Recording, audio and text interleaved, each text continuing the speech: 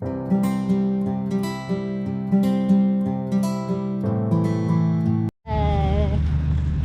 the rocks. Hi guys, on the way kami sa church. Yes, kasama ko ang mga anakis. Look. Start na. Church. No, small church. Happy blessed Sunday. Ay,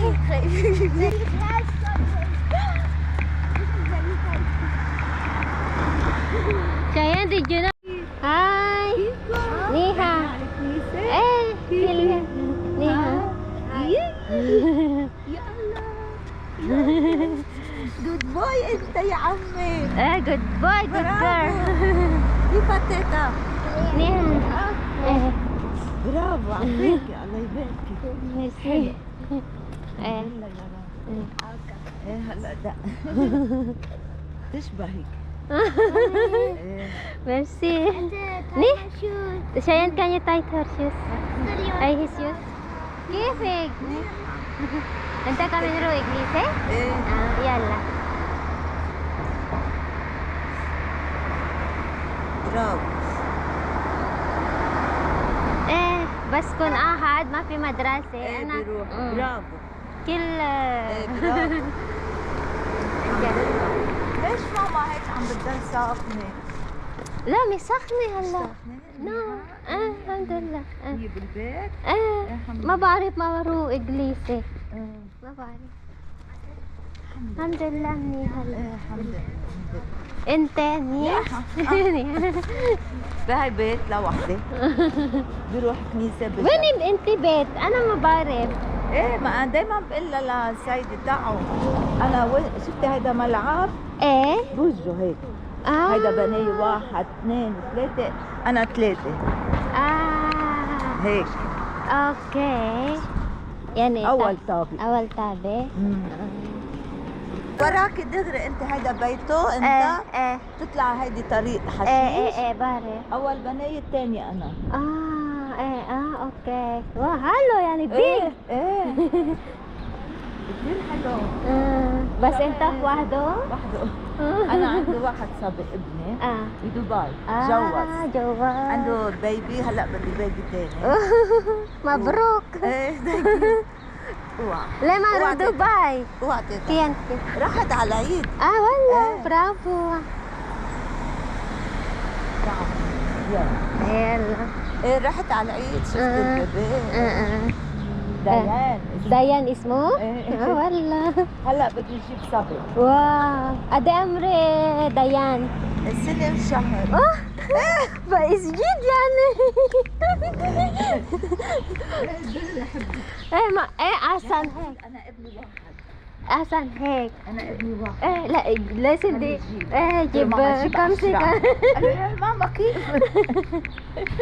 نشكر الله. الحمد لله. ومرته جود مثلي.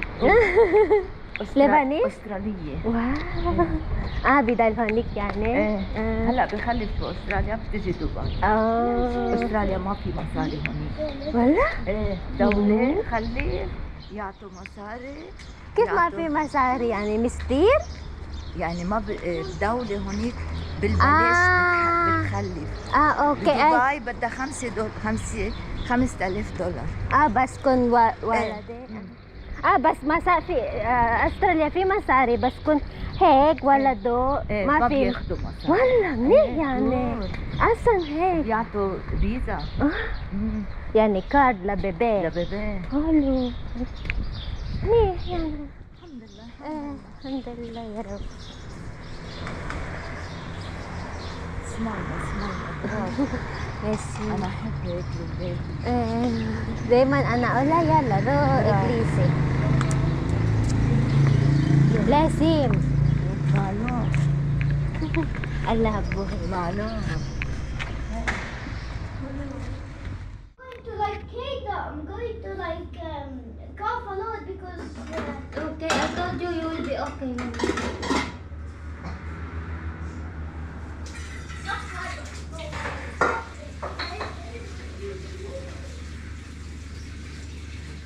Kanina tawag nito?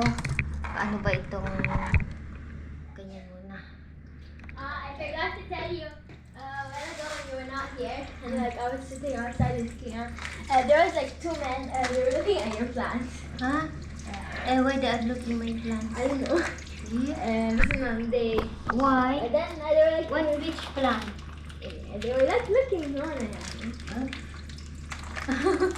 Na-inlove sila sa plant ko. Anyways, tignan niyo ito yung beans. Naalala niyo ito yung last year na tinanim ko. Yung sa amin sa Ilocano tawag nito utong, tudo. Yung iba, ewan ko lang sa mga taga Pangasinan, Ilocos, ewan ko anong tawag nila ito guys sa beans. Tignan nyo, yung utong. Masarap din ito pag fresh, yung green ang ano niya, bunga niya.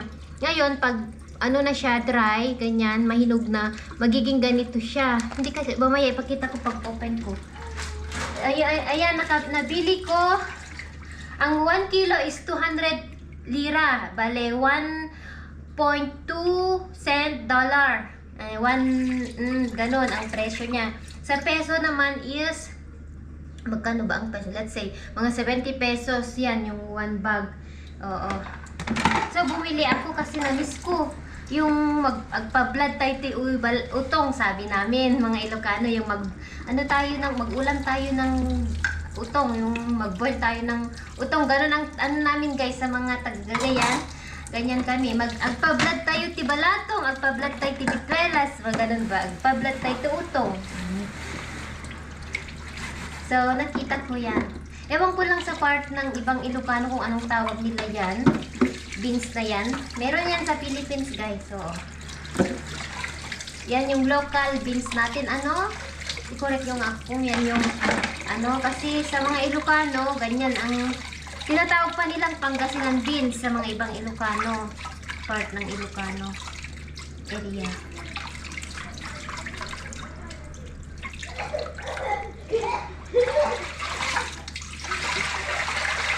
Cheyenne, you want chicken adobo?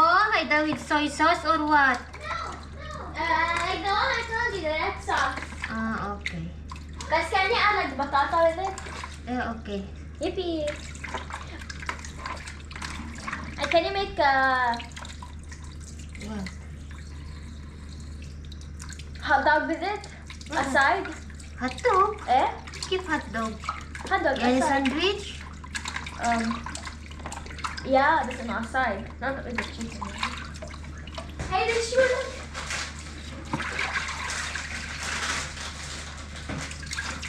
Cookies!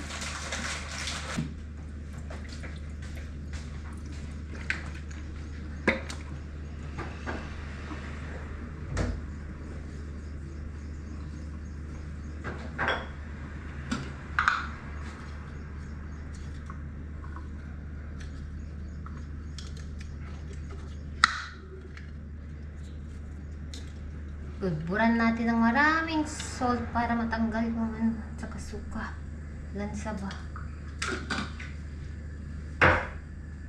Ay nako, makulimlim mga kaibigan. Makulimlim ang kalangitan dito sa Lebanon.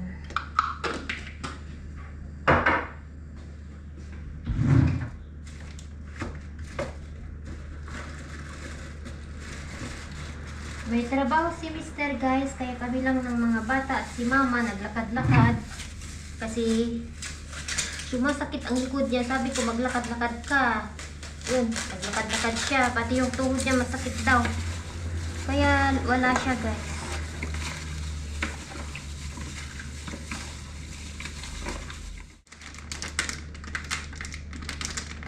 Ang saya-saya ko, yung napanalunan ko, hindi ko pa naligpit. Sabi ko kay Mama, ipagamit ko kay Mama yung binigay nilang discount sa ewan ko lang, siguro siya ang magpa-check up sa mata. Magpa-check up din ako ng mata.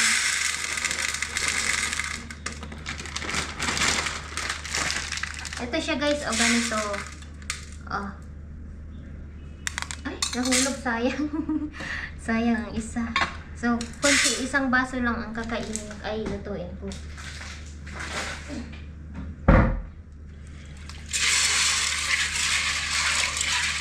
namiss ko na ito. Laukak iti ko. Ano kayang ihalo ko na gulay? Kahit late na akong kakain. Basta maulam ko ito ba? Ayan, boil na natin.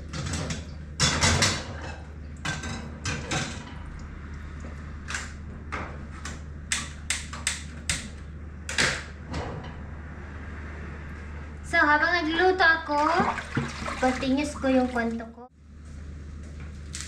So, yun na nga, naikwento ko lately, naikwento ko sa vlog ko na, ano guys, tawag nito, na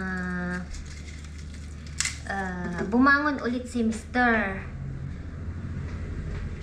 I mean, di ba sabi ko na ano siya, bumagsak ang buhay niya, nawalan siya ng, ubos yung yung tawag ito, yung ipon niya, yung pera niya, ganyan. Dahil sa ano ni Mr. Bisyo niya. Bisyo sa ano guys, sa mga cars. Meron siyang sasakyan dati na ano, sports car. And dahil nga sabi ko, para niyang asawa yon, ginagastusan. So ganun si Mr. guys. Every ano yan na iba-iba yung engine, ganun. So magastos, yun ang pinagagastusan niya. Kaya yun na nga, wala siyang ipon. And then yung nga, nag-asawa na kami, ganyan, and nag-start siya ulit, nag-ipon. So yung trabaho ni Mr. matagal na, since nag-asawa kami ni Mr. Yun na yung trabaho niya, doon siya nag-start. Kasi nga, di ba sabi ko, may trabaho siya dati and nalugi siya. Yung alam nyo, hindi siya naging success sa business ba? Ganyan. Nag-start na siyang bumangon siya. Yung parang double work na siya. Dalawa na ang trabaho niya para makaipon. So, that time, naging driver siya sa isang sikat na mayaman na ano dito sa Lebanon. Half Italian sila. And yung babae sa kanya nila sa kanila noon yung Casino Duluban, yung mga nandito alam naman siguro nila. So siya yung kanang kamay niya. Oo. And then nung time kasi na nanganak, nung dumating na si Cheyenne, ganyan, umalis siya doon kasi yung bata hindi niya kilala yung tatay kasi nga 24 hours siya nagtatrabaho, ganyan. And yung bata takot kay Mr. Kasi hindi nga niya nakikita yung ama kasi nga after sa isa niyang trabaho, ano na naman siya, pupunta sa trabaho niya na isa, ganyan. So yung bata, hindi niya nakilala yung tatay. Nasaktan si Mr. one time nung umuwi siya, yung yayakapin niya yung bata ba, ganyan. Umiyak yung bata, ayaw niya, ayaw magpagarga sa tatay. Doon siya napag-isipan na umalis sa sa amo niyang Italian, yung kasi siya yung parang bodyguard, yung kanang kamay, let's say ganun na lang. Nung umalis si Mr. ayaw niyang payagan, dodoblehin daw yung sahod niya, ganyan, pero ayaw ni Mr. kasi pinili niya yung trabaho niya ngayon, yung until now. Akala nga ni Mr. kung ano daw dapat noon, inisip niya mabuti kung sino ang pipiliin niya, pero hindi naman daw nagsisisi kung bakit umalis siya doon sa trabaho niya na yun. So pinili niya yung trabaho niya ngayon until now. So almost na siya doon, magto 20 years, 17, basta magto 20 years siya guys doon sa trabaho niya ngayon until now, doon pa rin siya. So ayun, nag-start siya mag-ipon, pinili niya yon, nag-over, ginawa niya ang lahat. And then, yun na. Ang unang namin, bumili siya ng sasakyan na with red plate. Yun ang unang investment namin. So, kasi yung red plate dito guys, yung taxi, mahal. May marami kasing benefits sa family, ganyan. May social insurance, may alam nyo. So yun, grinab ni Mr. yun, mura pa noon ang taxi plate, so nabili niya yun. And then until dumating na si Cheyenne, nakaipon na si Mr. ganyan. Gusto niya talaga na i-provide niya ang magandang buhay sa bata. Mag-isa pa lang si Cheyenne noon kasi almost 5 years bago kami nagkaanak talaga na nag-ipon siya. Nagpursige na magkaroon kami ng pera sa bangko, ganyan. So, yun ang nangyari guys. And then, around 2015, dumating itong si Kian. Alam nyo? So, that time, medyo naman nakaipon-ipon na siya. May, Oh, you want juice? yes, may ano na kami sa bangko, ganyan. And then, yun guys, maganda pa ang buhay dito noon sa Lebanon. Mami, I can- Maganda pa ang buhay noon dito guys. Ang mga tao masaya, walang problema kahit may gulo. Yung currency ng pera nila is stable. Maxon? And then, so, balik tayo sa ano. So, yun na nga, na si Mr. Sabi niya, gusto ko bigyan ng magandang buhay ang mga bata. So, nag-start kami. Yung sushi noon dito sa Lebanon, guys, ano siya, patok siya. As in na, kasi bagong food sa mga Lebanese, yung sushi. So, napag-isipan ni Mr. na magkaroon kami ng yung ganon, sushihan, restaurant. So, may kaibigan si Mr. na gusto din mag-open ng business and naki-group siya, yung nakitawag nito, naki-partner siya. So, dahil walang experience si Mr. sa ganito, so, nag-partner siya, naki-partner. And luckily, tatlo silang magpa-partner. Ang nangyari, dahil si Mr. may sarili siyang trabaho, pinaubayan niya yung inopen naming ano guys, sa mga kakilala niya, yung mga kaibigan niya na naging ka-partner niya. Hindi lumago guys. Ewan ko, dahil pumupunta naman ako noon, so marami akong nakilalang mga Pinay na naging chef. Mga ano namin noon is mga Pilipina ang chef namin noon, at saka mga waitress. Oo. Ano na noon, si Kian mag 1 year old doon nung inopen namin guys, 2016. And then, paunti-unti nang bumabagsak ang Lebanon guys. Start na siyang, tawag dito, nagkakaproblema about sa currency, dito, ganyan. And, bumagsak ang inopen minister na sasihan. Hindi naglago. Umabot lang ata ng 1 year kasi yung tawag nito, pag-manage hindi maganda. Lahat baguhan ba? Siyempre, hindi walang experience. Paunti-unti nang bumabagsak din ay yung parang nauumay na siguro ang mga tao sa sushi. So, yun. Pero meron pa rin mga sikat na sushi ngayon na until now, sushi restaurant na talagang lumalagos sila. Alam nyo? Marami naman nag-close. Ganyan. So, isa na kami doon. So, nakikala si Mr. Umalis siya sa partner niya. Nagbukod that time, meron pa kaming konting ipon.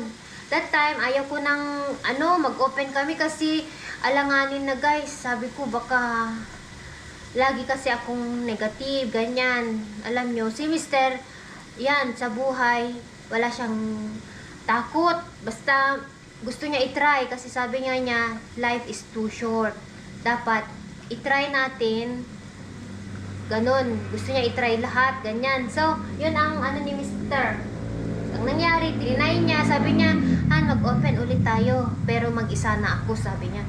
Ayoko na. Sabi ko, wag na. Hindi siya nakinig sa akin, guys. Kasi, yung natitirang pera namin sa bangko, sinugal. Yung parang sinugal niya ba? Yung sabi niya, last na ito, ganyan. And then, hindi ako nag-approve. Pero, tinuloy pa rin niya. Nag-open siya ng sushihan, pero bar siya guys. Yung, alam nyo, night life, hindi yung bar na yung nagsasayaw ang mga tao na nakahubad, hindi. Merong klaseng club dito, night club, at saka bar, tawag ito, super night club, mga ganon. So, yung mga super night club ata is yung nagsasayaw, alam nyo, doon, inuman naman siya. Ino-open lang namin around 4 o'clock until gabi. Yun. So, kasi dito ang mga tao mahilig sila sa nightlife. O yung alam nyo, umiinom sila sa labas, mga bar, ganyan to. Minix ni Mr. So, yung isa naming, ewan ko kung nanonood siya, na taga Isabela, isa siyang chef, pinull up namin sa sushihan para mag-work sa amin. So, sumama naman sila kasi ayaw nila maging boss yung kapartner ni Mr. Kaya sila yung naging namin, kasama namin, ganyan. So, yun ang nangyari guys. And then, 1 year na naman ulit kasi pinaubayan na naman ni Mr. sa manager. Yung manager, hindi siya okay kasi nagngungupit. Alam nyo? So, kahit may camera, hindi mo makita ang ginagawa, ganyan. So, ako, pupunta na naman ako noon. Dala-dala kong mga bata, guys. Bit-bit ko si Kian para mag-work. Nagsiserve ako ng pagkain. Alam nyo, parang hindi nga kami, sabi nga nila, parang hindi ako asawa ng may-ari that time. Kasi talaga, nag-work pa rin ako kasi gusto kong tulungan ng asawa ko ba. And then, wala na naman, guys. Hindi lumago na bankrupt. So, wala na kaming pag-asa, ganyan. Yung, that time, hindi ako nagdadasal, wala akong, alam nyo, yung kamwat may, ganyan, kasi may pera eh. Hindi mo kailangan si Lord kasi may pera, maganda ang buhay, ganyan. Hindi naman ko sinasabi dahil ngayon, nagdadasal ako kasi kailangan ko siya. I mean, bumalik ako sa kanya kasi nakalimutan ko siya guys, na-neglect ko siya. Yung, dahil nga may pera, sige, pera, ganyan, magandang buhay, ba? Wala sa isip ko si Lord, ganyan. So, yun. Unti-unti nang, lagi na kami nag-aaway ni Mr. Alam nyo, yung bahay, iba yung ambience ng bahay namin. Si Mr. laging busy, trabaho, minsan lang kami magkita, minsan lang niya lang makita ang mga bata. Alam nyo? So, ang ayaw ko yung ganong style ng buhay namin. Maganda nga yung bahay, malaki ang bahay, sagana sa pera, pero wala yung family bonding, wala yung, kumbaga, wala si Lord sa center namin, wala yung, alam nyo, get nyo ba ako guys? So, iba yung lifestyle, hindi ko gusto, parang laging, sa bahay na yun, parang laging problema, yung pagdating niya, mainit ang ulo, walang saya sa bahay, mga bata takot sa tatay, alam nyo, kasi hindi nila nakakabanding. So, yun ang nangyari. And then, sabi ni Mr. wala na. Konti na lang yung pera namin sa bangko. So, ang nangyari, close na namin after 1 year. Hindi nag-work guys ang inopen namin second business. And then, ayan na. 2000, sunod-sunod yan na-inopen niya. Diba nag-open kami ng sisihan 2016, 17, 18, yun na yung bar. 19, yun yung last. 19 yung meron ng pandemic at saka may sumabog dito sa tawag dito, yung malaking blast noon dito sa Lebanon na sa port. Alam niyo yun guys, kung mayroon na balitaan niyo yun. Wala na na kami, talagang bagsak na kami, back to zero kami guys. And then yung ipon namin sa bangko, paunti-unti na lang, sabi ko wag na, ito na lang natitira, wag na, kasi gusto na naman niyang mag-open ng business. Meron na naman siyang nakausap na kaparehas, ang tawag niya kapartner, para mag-open sila ng business na ito. Ay, hindi sumusunod si Mr. sa akin, ang tigas ng ulo. Sabi ko, wag na, please. Sabi ko, kung mahal mo ang mga bata, wag na. Kasi, nakikita na namin na ang economic dito bumabagsak na. Nag-i-start na siyang tumataas yung currency. Oo, so, yun. Hindi pa rin nakinig si Mr. Go pa rin siya. Sabi niya, last na ito. Last try ko na ito, sabi niya. Wala, iyak pa rin ako. Iyak ako ng iyak. Wag na, please. Kasi nasasayang guys. Parang tinatapon niya lang yung pera ba. And then, hindi nakinig. Nangyari, nag-open ulit siya. Pero, na siya, mga 6 months lang. Yung third na in-open niya, hindi na naman nag-work guys. 6 months lang, ayun, nag-start na ang mga tao, revolution dito. Wala na, bagsak talaga ang Lebanon, umaangat yung currency, and yung pera nila, ay yung dollar tumataas, yung currency nila, ay yung pera nila bumababa na ang value.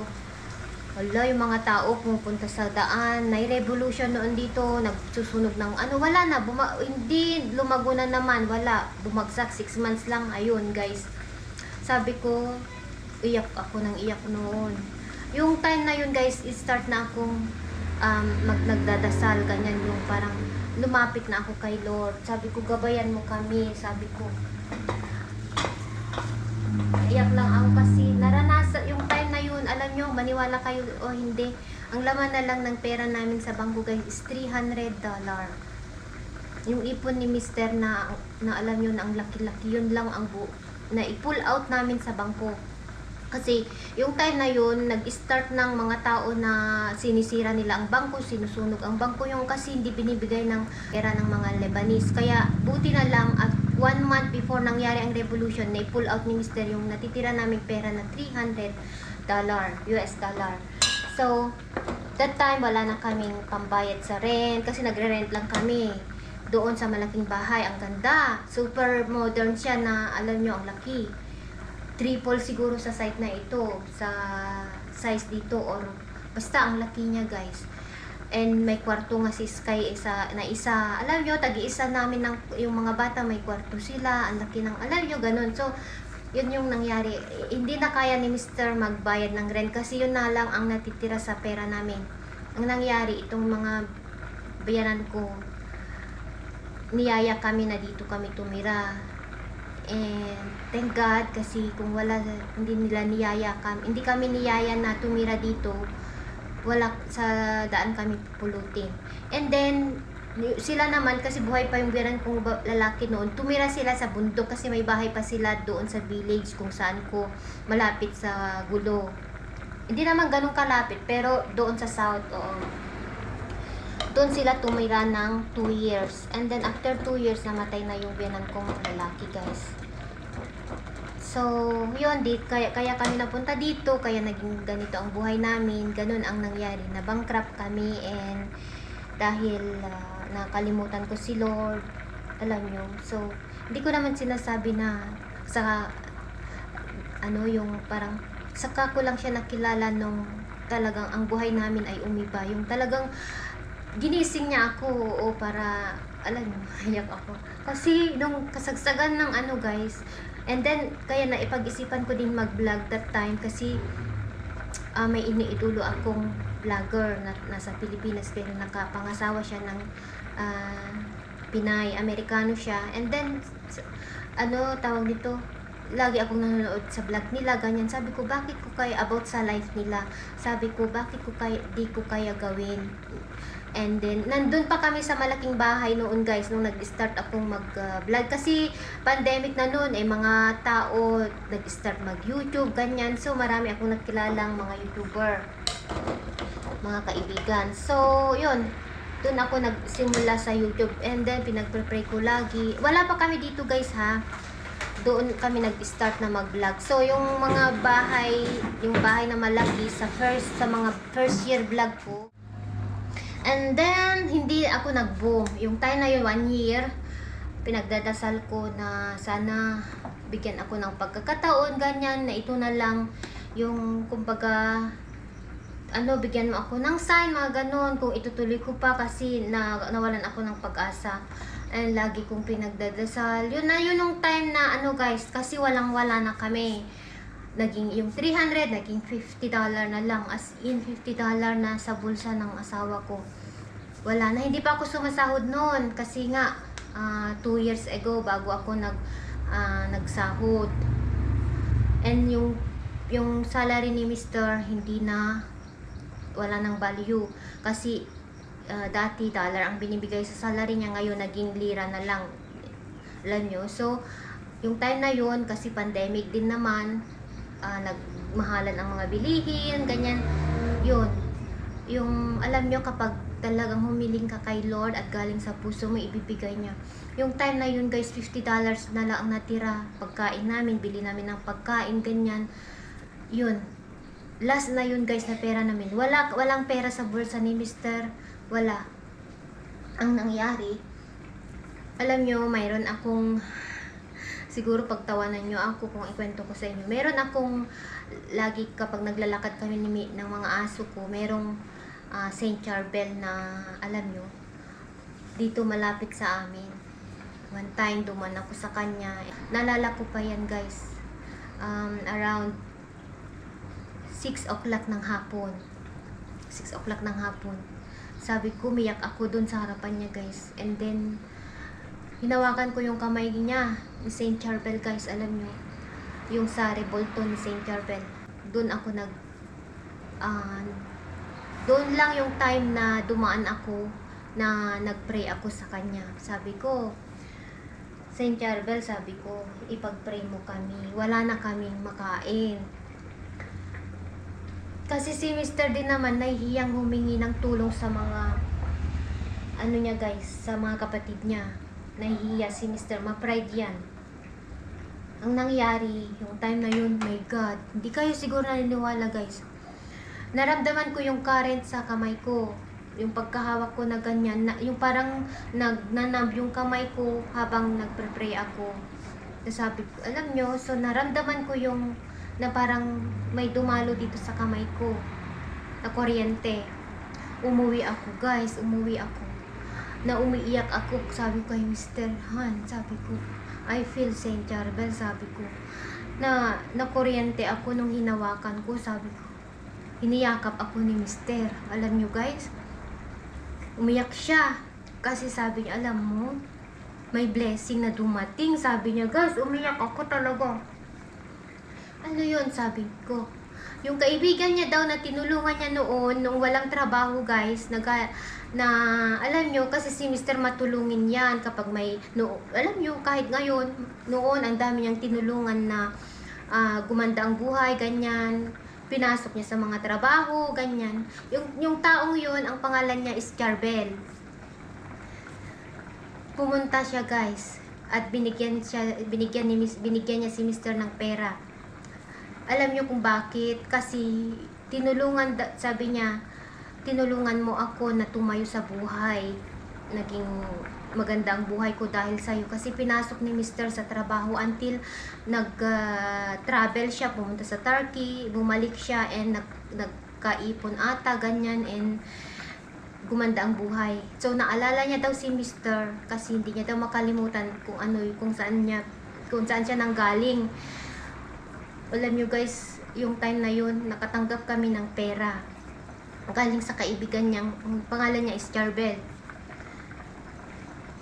Alam nyo kung bakit ko kinakwento ito? Kasi prayer is powerful. Yung time na umiyak ako sa harapan ni St. Charbel guys, na naramdaman ko yung kuryente. Naiyak ako. Yung taong sinend niya sa amin. Naiyak ako guys kasi gusto ko lang i-share sa inyo na ang prayer is very powerful. Yung time na kasi na yun, wala na kaming makain, as in. Yung mga bata, humihiling sila ng burger, na di ko maibigay yung mga pagkain nila, ganyan.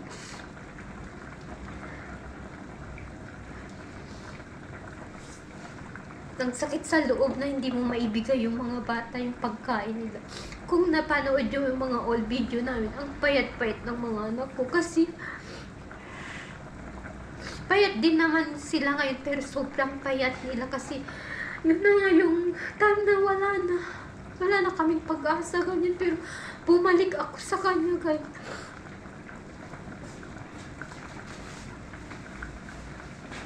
Doon na ako nag-start na alam nyo, yung manalig, yung pinokus ko yung buhay ko sa kanya, yung bumalik ako sa kanya. And unti-unti nang, yung time na yun, unti-unti nang nag-boom yung channel ko dahil din sa tulong ng mga ibang vlogger na pinadala sa akin para mag-boom ang channel ko.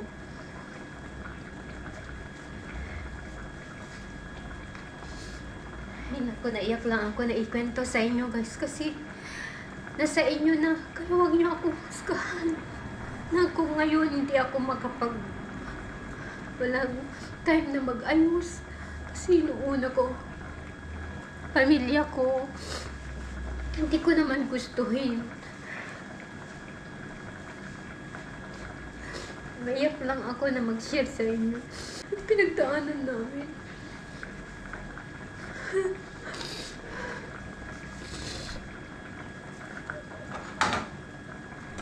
Alam ng mga masugid kong followers na umiyak talaga ako sa harapan niyo tuwing nagbablog ako noon. Super stress ako, ganyan. Maraming pagsubok, guys. Ang naranasan ko. Siguro sabi niyo wala yan sa nararanasan ng iba. Oo. Iba-iba tayo ng problema, guys. Ang pagsubok, iba-iba ang binibigay ni Lord ng pagsubok sa atin. Sinusukat niya tayo kung saan tayo, hanggang kailan yung tiwala natin sa Kanya, ganyan. So, doon na ako nag-start na, alam nyo, yung pupunta sa church. Hindi naman ibig sabihin kasi sa atin, di ba? Lagi kayong nagsisimba, yung makasalanan. Huwag ganun, guys. Ano lang yun, parang pagpapasalamat sa ating Panginoon dahil buhay pa tayo, nakakain, ganyan. So, yun yung point ko. Naalala ko yung nangyayari sa buhay namin. Sorry. Please, baka mamaya magalit kayo sa akin na umiiyak ako. Hindi, kwento ko lang talaga. And then, yun. Kasi talaga naranasan namin hindi kumain. Puro itlog. Alam nyo, yung inahain ko para sa mga bata. Yung kafta, patata. Alam nyo, masaya na kami noon kung makakain kami kasi hindi namin afford. Hindi namin afford noon, guys. And then, yun, nag-boom ang channel ko kasi pinagdasal ko din ito. Sabi ko, Lord, bigyan mo ako ng sign kung itutuloy ko pa or hindi. At binigyan niya ako ng sign, guys, para ituloy. And maraming dahilan, reason, ewan ko kung may purpose ang pag-vlog ko, ganyan. Sabi nga ni Mr. Thank God dahil itong YouTube nakakatulong until now. And marami akong nakilalang kaibigan, mga supporters, mga nag-sponsor sa amin, na pinadala ni Lord sa amin para mabigyan namin ng mapakain namin ang mga bata, yung alam nyo. So, yun yung buhay namin, guys. Oh. And until now, hindi ako magsawang magpasalamat sa ating Panginoon kasi andyan pa rin kayo na nanonood sa amin, sumusuporta. Yung naniniwala sa amin. Yun, guys. Yun yung istorya ng buhay namin. Kami, tawag dito, nakalimutan ko siya. Hindi naman sa, dati naman nagdadasal ako, pero syempre, may pera, hindi, alam nyo, so, hindi ako nagsisimba noon, hindi ako nagdadasal, hindi ko siya kilala, kaya ginising niya ako. Yun ang totoo, guys. Kaya sabi nga nila, God's provide everything. God will provide everything. And unti-unti kong nabibili ang gusto ng mga bata. So, yun yung istorya ng buhay namin, guys.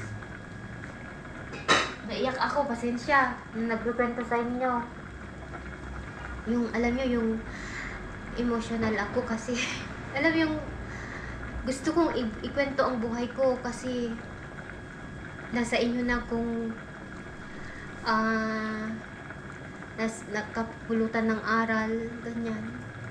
Sa akin, masaya ako na i-share kaya hindi ako nahihiya na humarap ako sa inyo.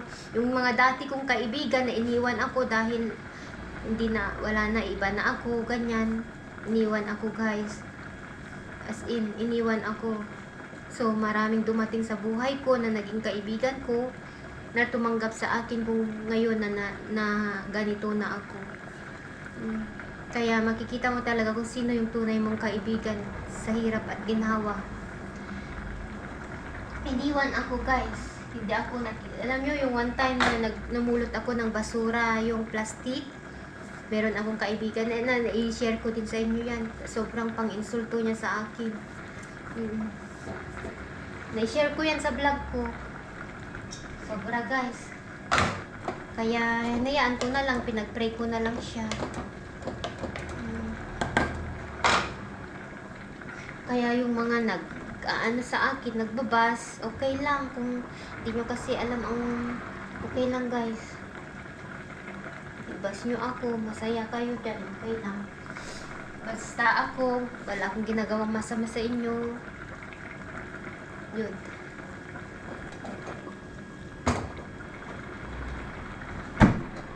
Ganun ang buhay namin. Ganun kami nagsimula ni Mr.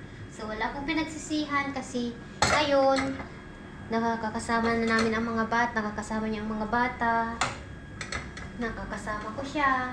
Kahit dalawa naman ang trabaho niya, at least, yung tinatawag na family ba, guys. Kahit naman nung okay ang buhay namin, okay yung pamilya namin, kaya lang, yung time na, meron, hindi naman kasi maiwasan yung mag-aaway din kayo. Walang perfect sa pamilya, guys. May away din. And then, kaya ang mga babae, sabi nga nila, sa isang pamilya, meron yung isa na parang driver. Ganun, para maging okay ang family relation. So, yun ang nangyari. Hindi naman ako perfect na asawa, guys. Kasi nagkakamali din ako sa asawa ko.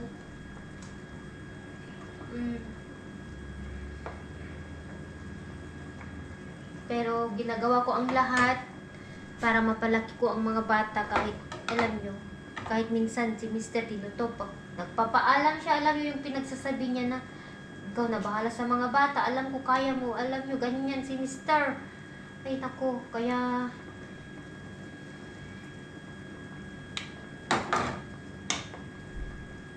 Sabi ko, wag kang ganyan. Tatanda tayo na magkasama. Ituwid na natin ang mga bata. Buhayin natin na Diyan na ako kay Mr. guys.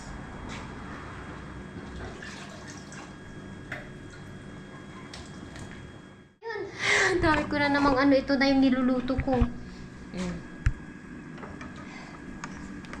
Ayan guys. Patata at saka ito yung balato, yung Pangasinan beans. Ayan. Hindi pa ako nakaluto.